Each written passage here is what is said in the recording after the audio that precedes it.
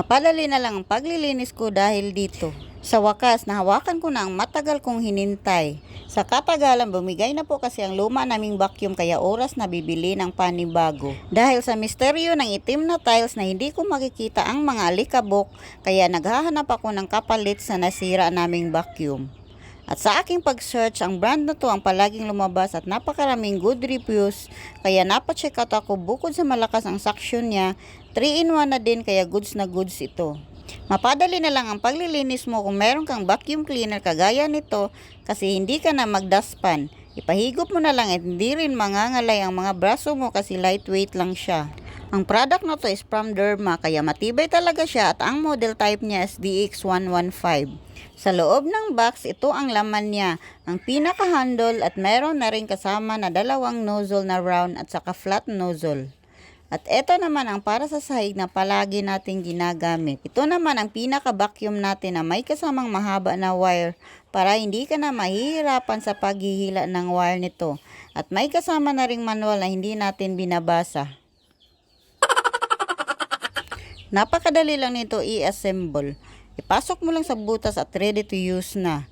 At pwede mo naman palit-palitan kung anong nozzle head ang gusto mo.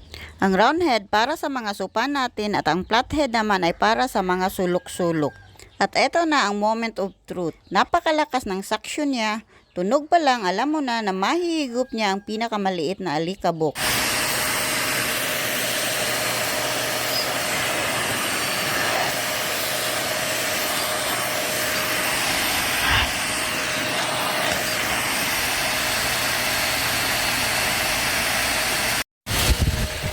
Sige, awagan na nakamalimpiyo, na kay vacuum. Mag-vacuum na kada adlaw pero ayaw pag vacuum og ka na matog si Inday. Mata na. Sige, ilaw, mapil ilaw. Come on. Very good. Ganahan na siya manguan ma. Manglimpyo ma kay nana ko na vacuum, dili ka po yung daspan.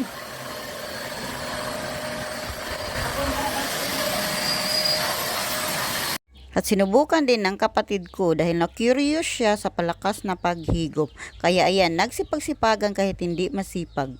Ang kagandahan dito ay malilinis mo ang pinakailalim ng mga sopa natin at kahit saang lugar basta maabot lang ng nozzle head niya. Multifunction na siya kaya pati estante ay pwede mo rin i-vacuum para hindi ka na magpunas ng alikabok nito. Kung magwawalis ka lang, ikot-ikot lang ang mga alikabok kaya mabuti na i-vacuum mo na lang para hindi ka na pabalik-balik sa pagwawalis. Ang kagandahan dito ay hindi makalat ang wire niya kasi may sarili siyang lagayan. Iikot mo lang sa buong katawan niya kaya napakalinis tignan. At dahil sa compact design, pwede mo ilagay sa maliit na space na nakatayo lang. Kung gusto nyo, maglagay ako ng link sa my yellow basket o di kaya sa comment section.